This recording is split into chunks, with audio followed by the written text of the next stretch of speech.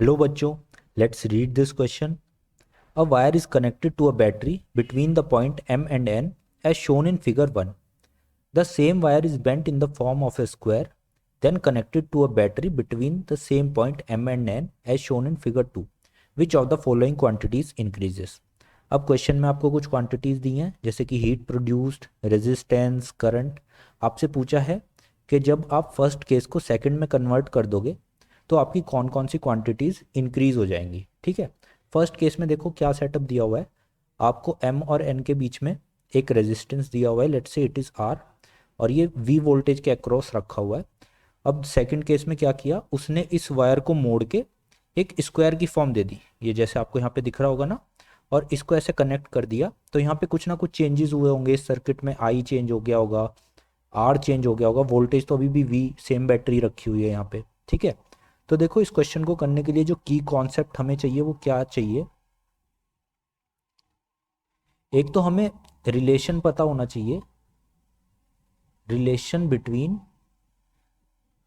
Resistance and length of the conductor, right. जो आपका formula होता है रेजिस्टेंस का, R is equal to rho L by A, जिससे हमें पता चलता है कि resistance is directly proportional to its length, right. और इसके अलावा आपको ओम्स लॉ पता होना चाहिए यहाँ पे, ओम्स लॉ. और heat produced in a conductor कितना होता है, जो कि होता है आई स्क्वायर आर टी, राइट. तो अगर ये बेसिक फॉर्मूलाज आपको पता है तो आप इजीली इस क्वेश्चन को सॉल्व कर सकते हो. देखो इस क्वेश्चन को स्टार्ट करते हैं करना. सबसे पहले हम सेकंड केस में देखते हैं हमारा सर्किट किस तरीके से चेंज हो गया है. ठीक है. लेट से पहले केस में इस रेजिस्टेंस की जो लेंथ है वो एल थी, राइट. सेकंड केस में भी देखो सेम ही रेजिस्टेंस है, तो इसकी जो सरकमफेरेंस रहेगी वो एल ही है अभी भी total.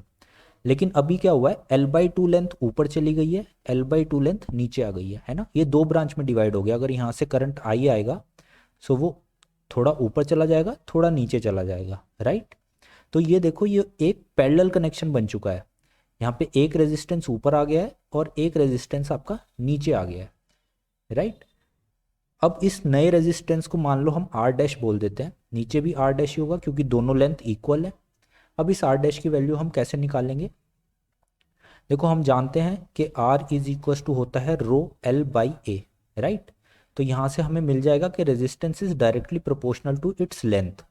Area of cross section अभी भी सेम है, रेजिस्टिविटी सेम है क्योंकि मटेरियल अभी भी सेम है, राइट.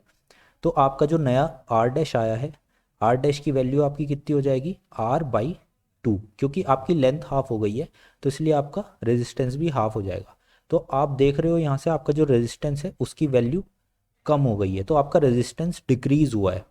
तो जिन जिन ऑप्शंस में रेजिस्टेंस आपको दिख रहा है वो तो पहले ही कैंसिल हो जाएंगे, क्योंकि यहाँ पे आपसे पूछिए कौन सी क्वांटिटी इंक्रीज हुई है. तो आपको पहले को केस में रेजिस्टेंस दिख रहा है, ये कैंसिल आउट हो गया. दूसरे केस में भी आपको रेजिस्टेंस दिख रहा है, ये भी कैंसिल आउट हो गया. और तीसरे केस में भी आपको रेजिस्टेंस दिख रहा है, ये कैंसिल आउट हो गया. तो यानी कि हमारा जो आंसर होने वाला है, हमारा आंसर होने वाला है ऑप्शन नंबर डी. ठीक है. लेकिन अभी हम देखते हैं, पहले पूरा सॉल्व करते हैं क्वेश्चन को. हमारी हीट प्रोड्यूस बढ़ेगी और हमारा करंट बढ़ेगा. अब वो कैसे बढ़ेगा वो हम देखते हैं. देखो हमारा ओम्स लॉ क्या बोलता है कि V इक्वल्स टू होता है आई आर, राइट. अब इन दोनों सर्किट में देखो जो वोल्टेज है उस पर कोई डिफरेंस नहीं है, V वोल्ट लग रही है, सेम ही बैटरी यूज हुई है दोनों सर्किट में, तो यानी कि V कांस्टेंट है. तो हमारी जो नई I है, let's say it is I dash, तो आई डैश कितनी हो जाएगी, it will come out to be V by R dash. R dash आधा हो गया है तो ये हो गया आर बाई टू. तो इसका मतलब जो हमारी आई डैश आने वाली है वो आने वाली है टू आई के इक्वल. अगर हमारा पुराना करंट सर्किट में आई था तो इस बार हमारा करंट टू आई हो गया है, राइट. तो हमारा करंट जो है इंक्रीज हो गया है. तो एक ऑप्शन तो ये हमारा सही हो गया कि current through the wire will increase, यानी इस ब्रांच में जो करंट जा रहा है वो बढ़ गया है. दूसरा हम हीट प्रोड्यूस को चेक करते हैं. Heat produced in a conductor होता है आई स्क्वायर आर टी, राइट. अब हम वैल्यू पुट कर देते हैं.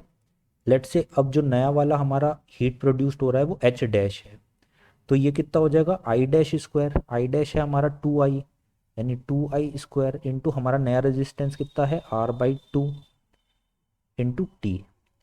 तो अगर हम इसको सॉल्व करते हैं, 4i² divide by 2RT, I² RT हमारा पुराना हीट है, ठीक है, तो ये कितना हो जाएगा 2 × H। तो हमारी जो नई हीट प्रोड्यूस है वो पुरानी हीट से ज़्यादा प्रोड्यूस हो रही है, ठीक है, तो यानी हमारी heat produced in the conductor भी इंक्रीज हो गई है। So it means that D is the correct option. तो I hope you understood this question. Good luck.